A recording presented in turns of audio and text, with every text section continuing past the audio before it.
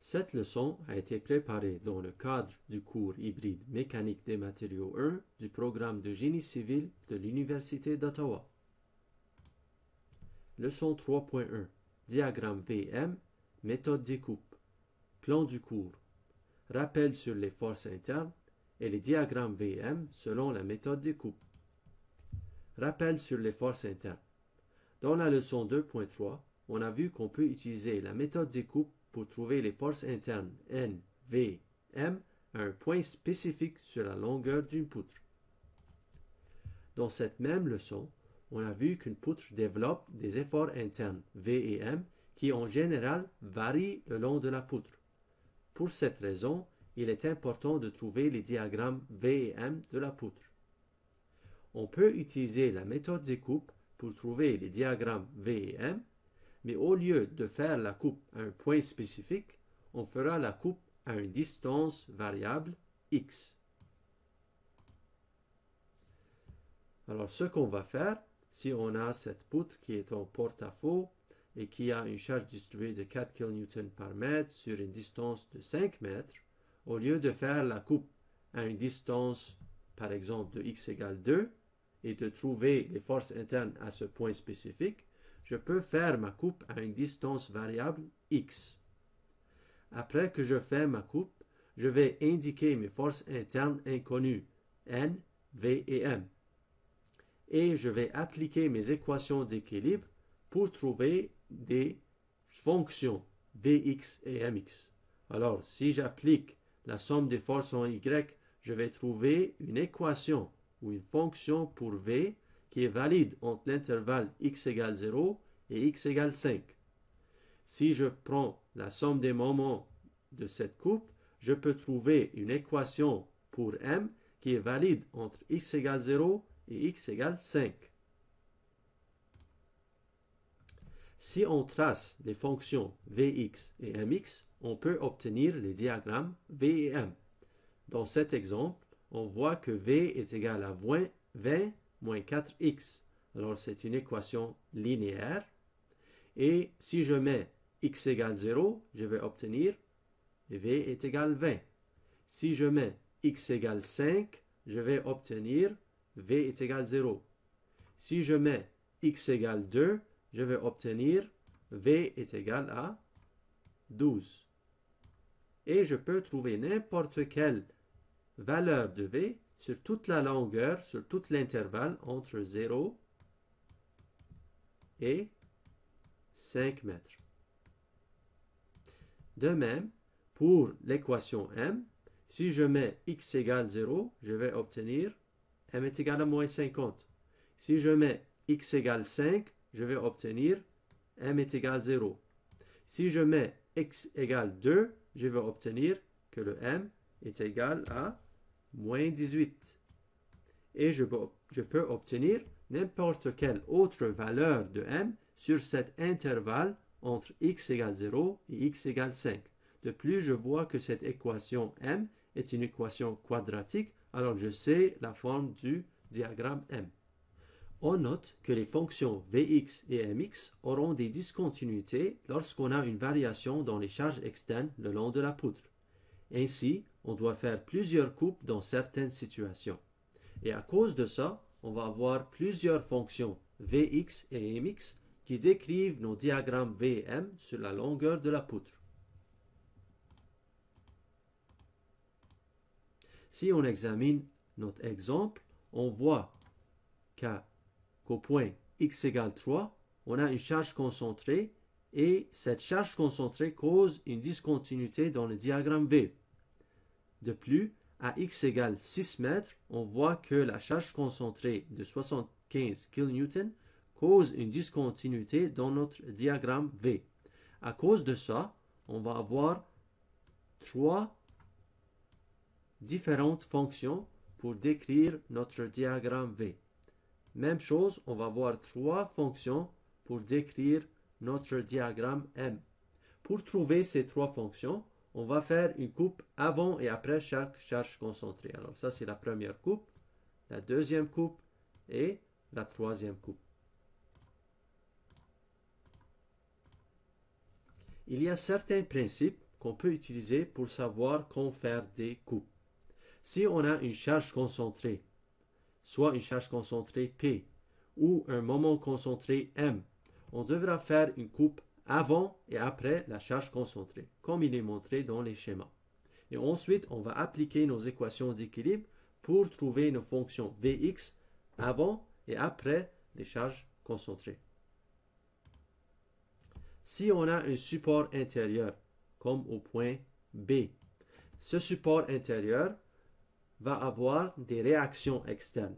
Ces réactions externes vont avoir le même effet que les charges concentrées externes. Alors, on devra faire une coupe avant et après ces réactions externes. Alors, dans cet exemple, on doit faire une coupe avant et après cette réaction externe concentrée. Et on va avoir deux fonctions pour décrire notre diagramme V et deux fonctions pour décrire notre diagramme M. Si on a un changement dans la charge distribuée, on devra faire une coupe avant et après le point de changement. Dans cet exemple, on voit qu'au point B, la charge distribuée triangulaire devient uniforme. Alors on devra faire une coupe avant et après ce point de changement. Si au lieu de ce type de changement, je n'avais pas de charge distribuée triangulaire et j'avais seulement une charge distribuée qui commence du point B. Dans ce cas, c'est comme un changement. Alors, je dois faire une coupe avant et après le point de changement. Si au lieu de ça, j'avais une charge distribuée entre AB uniforme et ensuite au point B, l'intensité de la charge distribuée change. C'est un point de changement. Alors, je dois faire une coupe avant et après le point de changement. Et j'aurai deux équations pour décrire, ou deux fonctions pour décrire mon diagramme V et deux fonctions pour décrire mon diagramme M. Voici d'autres exemples. Alors, dans l'exemple de gauche, on voit qu'on a une charge distribuée qui va de A jusqu'à B. Et ensuite, entre B et C, il n'y a pas de charge distribuée. Alors, je dois faire une coupe avant et après ce point de changement. Ici. Et je dois faire une autre coupe ici.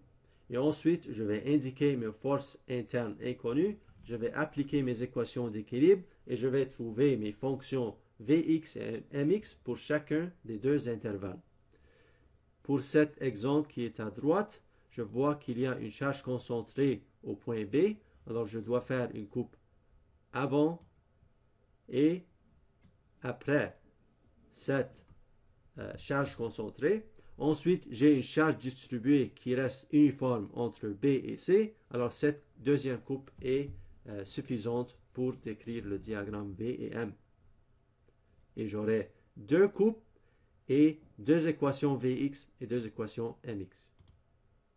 Notons que les fonctions Vx et Mx qu'on trouve pour chaque coupe sont valides seulement sur un intervalle spécifique, pas sur la longueur totale de la poutre. Alors, pour l'exemple qu'on voit à gauche, on a dit qu'on a besoin de deux coupes. Pour chaque coupe, je vais dessiner le DCL d'une portion sectionnée de la poutre. Je vais indiquer mes forces internes V et M inconnues. Je vais appliquer mes équations d'équilibre et je vais trouver des fonctions Vx et Mx pour cette coupe. Je vais appliquer le même principe pour la deuxième coupe et je vais trouver des nouvelles fonctions Vx et Mx pour cette coupe. Les fonctions Vx et Mx de la première coupe sont seulement valides si je dis ça c'est x égale 0. Si je mets mon x égale 0 au point A, pour la première coupe, les fonctions Vx et Mx vont seulement être valides entre x égale 0 et x égale 8. Pour la deuxième coupe, ces fonctions Vx et Mx vont seulement être valides entre x égale 8 et x égale 16. Pour le deuxième exemple qui est montré à droite, on a mentionné qu'on a besoin de deux coupes. Une coupe ici et une coupe entre B et C. Pour la première coupe, les fonctions Vx et Mx que je vais trouver, ils vont être seulement valides entre x égale 0 et x égale 10. Pour la deuxième coupe, les équations Vx et Mx que je vais trouver, ils vont seulement être valides entre x égale 10 et x égale 20. Notons qu'on peut utiliser le même point d'origine pour toutes les coupes, comme j'ai montré dans l'exemple précédent, et comme on peut voir ici. Alors ici, on a une poutre A, B, C, D, on a une charge concentrée M et une réaction au point C et une charge concentrée au point D. Si j'utilise les principes qu'on a mentionnés, je vois qu'on a besoin d'une coupe avant et après la charge concentrée M de 180 kN et on a une réaction externe au point C, alors j'ai besoin de faire une coupe entre C et D. Alors j'aurai trois fonctions pour décrire mon diagramme V et trois fonctions pour décrire mon diagramme M. Si on dit, juste pour expliquer cet exemple, disons qu'on a des distances entre A et B qui est de 4 mètres. Entre B et C, on a une distance de 6 mètres. Et entre C et D, on a une distance de 2 mètres. Dans ce cas, les fonctions qu'on va trouver avec la première coupe, si on met notre x égale 0 au point A, vont être valides entre 0 et 4 mètres. Et si on utilise le même point d'origine, les fonctions qu'on va trouver avec la deuxième coupe vont être valides entre x égale 4 et x égale 10. Et pour la troisième coupe, si on utilise le même point d'origine au point A, les fonctions Vx et Mx vont être valides entre x égale 10 et x égale 12. On a aussi l'option, au lieu de faire ça et d'utiliser le même point d'origine, on a l'option de choisir divers points d'origine de façon à simplifier l'algèbre. Alors, je peux, pour les mêmes trois coupes, alors je vais mettre les mêmes trois coupes,